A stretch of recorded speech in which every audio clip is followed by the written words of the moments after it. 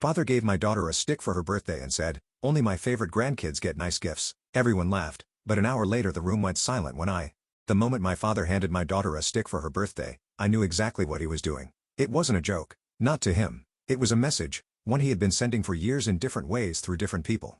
A reminder that some of us in the family were worth his time, his money, his affection, and some of us weren't. He grinned as he gave it to her, a thin, brittle thing he had probably snapped off a tree outside. "Only my favorite grandkids get nice gifts," he said, chuckling. The room erupted into laughter.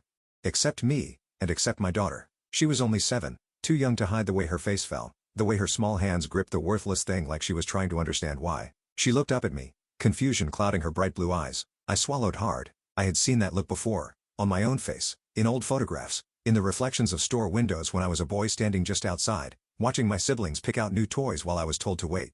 The laughter in the room grew louder, like a chorus of agreement, an unspoken acknowledgement that this was just how things were, that we all knew the rules, and we all accepted them. I looked at my father. He was smiling that same smug, satisfied smile he always had when he knew he'd gotten away with something. Like it was all a game, and he was winning. I felt something crack inside me. Not just anger, not just resentment, something deeper, something final. I placed a hand on my daughter's shoulder. "Go play with your cousins," I whispered. My voice was calm, steady. She hesitated, then nodded and walked away, still clutching the stick. I watched my father clink glasses with my older brother, the golden child, the one who always got the best gifts growing up. I watched my mother sitting quietly, pretending not to notice, as she had for years. I took a slow breath, exhaled, and made a decision. This was the last time he would ever humiliate my child. This was the last time he would win. I spent the next hour watching my father laugh with my brother's kids, handing them crisp $100 bills like he was some benevolent king. Watching my mother pretend not to see the way my daughter sat alone, absently turning the stick over in her hands while the other kids compared their gifts. Watching my siblings steal glances at me, waiting for me to brush it off like I always did. But I didn't. Instead I waited. And when the time was right, I stood up, walked across the room, and placed a small, neatly wrapped box in my father's lap. His grin faltered. "What's this? A gift?" I said. My voice was light, even friendly. "Something just for you." He chuckled, tapping the box against his palm. "Oh yeah? Should I be worried?" The others laughed, but there was a tension now, subtle but growing. I smiled. "Not at all. Go ahead, open it." He shrugged, tearing the paper away. A small black jewelry box sat in his hands. Fancy. Promising. He lifted the lid. Silence. Inside, lying on a bed of dark velvet, was a single wooden toothpick. His face darkened. "What the hell is this?" I leaned in, just enough for only him to hear. "Only my favorite dads get real presents." The laughter stopped. A ripple of confusion spread across the room as people caught on. My mother stiffened. My brother's smirk vanished. My sister cleared her throat. My father just stared at me, his face turning red. "Excuse me." I didn't break eye contact. I said, "Only my favorite dads get real presents." "Isn't that how it works?" I could hear my daughter giggle softly in the background. His jaw clenched. He turned to my mother as if expecting her to step in. She didn't. For once, she didn't. I crossed my arms, my voice steady. "You spent years making sure we all knew where we stood. And now, I'm just following your example." The silence was deafening. And then, from across the room, my cousin spoke up. "You know, he's not wrong." That's when everything changed. The shift in the room was almost physical, like the walls themselves had absorbed the years of tension, and were finally exhaling. My father turned sharply toward my cousin, eyes narrowing. "What did you just say?" My cousin, Mark, shrugged, swirling the drink in his glass. "I said you're not wrong." He leaned back in his chair, glancing around.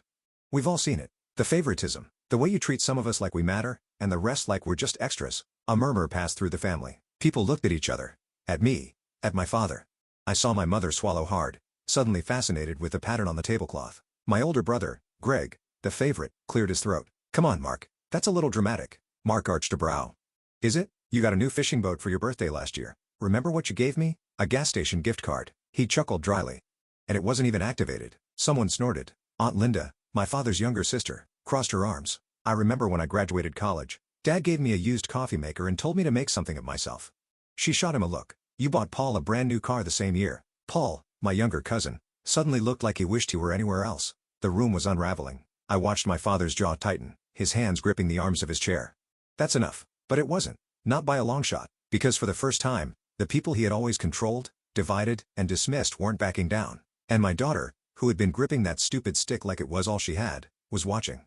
I wasn't going to stop now. I leaned forward. "You've spent years making sure we all knew where we ranked. You laugh about it, make little comments, hand out insults like they're gifts. But this time you did it to my daughter." My voice hardened. "And I won't let you." His face flushed. "Don't be so sensitive. She's a kid.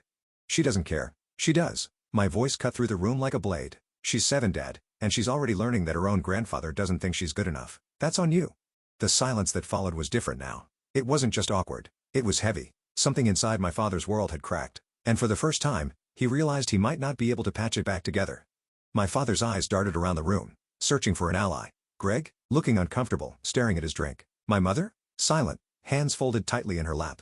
My cousins? Some nodding along, others just watching, waiting. No one was coming to his rescue. He scoffed, shaking his head. This is ridiculous. You're all blowing this out of proportion. I didn't blink. Am I? I turned and pointed toward the kids. My daughter had joined the other children, but she wasn't playing. She sat near the edge of the room, the stick still in her lap, looking down at it like she was trying to figure out what she had done wrong. Tell me, Dad, I said, voice steady. What did she do to deserve this? He waved a dismissive hand. Oh, stop it. It was a joke. Was it? Mark asked from across the room. Because I don't remember anyone laughing except you. More murmurs, more shifting, the weight of years pressing down on all of us. Greg finally spoke hesitant. Look, Dad, maybe, he exhaled. Maybe you do take things too far sometimes. That was it. That was the moment. The moment my father realized he wasn't just losing this argument, he was losing the room. His own favorite son, the golden child, wasn't even on his side. His expression darkened, and his voice dropped. So what, you all want me to apologize? I shook my head. No, I don't want an apology. He smirked, like he thought he had won something. But then I continued. I want you to understand that this was the last time. His smirk faded. What's that supposed to mean? It means that I'm done. Done playing along? Done letting you treat my daughter like she doesn't matter? I straightened. I'm done with you. The words landed like a slap. His face turned red then pale. Oh, don't be dramatic. He scoffed, but his voice had lost its edge. What? You're just gonna cut me out of your life over a stupid joke? I held his gaze. You already cut me out a long time ago. His mouth opened, then shut. Because he knew I was right. The room was dead silent now. Then my mother, the woman who had spent years smoothing things over, finally lifted her head and said, almost too softly, maybe he's right. And just like that, my father, the man who had spent his life controlling every conversation, had nothing left to say. My father let out a sharp bitter laugh. Oh, so that's how it is. After everything I've done for this family? He gestured around the room as if expecting someone, anyone, to jump to his defense. No one did. Even Greg, who had spent his entire life basking in my father's favoritism, wouldn't meet his eyes. For the first time in his life, my father wasn't the loudest voice in the room, and he hated it. He turned back to me, jabbing a finger in my direction. You really think you're better than me, don't you? I didn't flinch. No, I said, my voice calm. But I know I'm better than this. My father's nostrils flared. Fine. If that's how you feel, then don't expect me to come around anymore. He said it like a threat, like I was supposed to beg him to stay. I just shrugged. Okay. His jaw clenched. You think you can just walk away from family? You already did. I shot back. When you decided some of us mattered and some of us didn't. I'm just making it official. Silence. I could see it now. The moment of realization sinking in.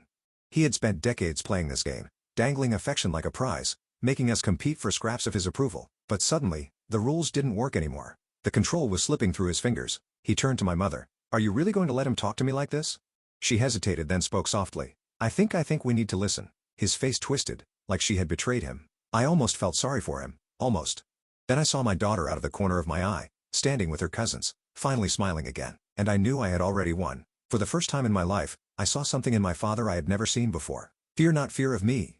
Not fear of what I had said, fear of what was happening around him. He had spent years keeping us in line, making sure we all played our parts. But now, the script was gone, the stage collapsing beneath him, and he had no idea what to do. He looked at my mother again, his voice sharp. So you're siding with him now? She shook her head, her hands folded tightly in her lap. I'm not siding with anyone. I'm just tired. The words hit harder than I expected. Because for once, she wasn't making excuses. She wasn't smoothing things over. She was admitting what we had all known for years. Greg let out a slow breath, rubbing the back of his neck. Dad, maybe we should just. My father slammed his hand on the table. No, enough. The room went silent. His face was red, his hands shaking as he pointed at me. You think you're some kind of hero? You think cutting me out of your life is going to make you a better father? You have no idea what you're doing. I tilted my head, considering his words. Then I spoke, my voice steady. I know exactly what I'm doing. I gestured toward my daughter. I'm making sure she never feels the way I did growing up.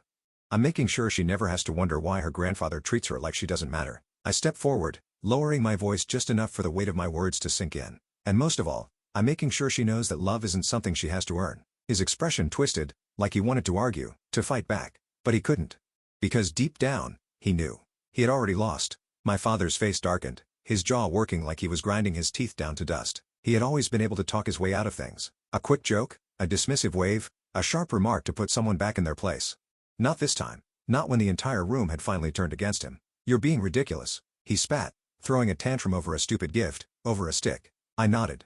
You're right, it's not about the stick. His lips parted, just slightly, like he had expected me to argue, to take the bait. I didn't. It's about everything, I continued.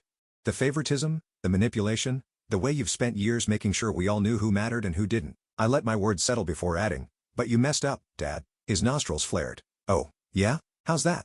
I turned slightly, just enough to glance at my mother, my siblings, my cousins, everyone still standing there, waiting, watching. You made us believe we had to accept it, I said. That we had to keep playing along. That there was nothing we could do about it. I met his eyes again. But tonight, we finally realized something.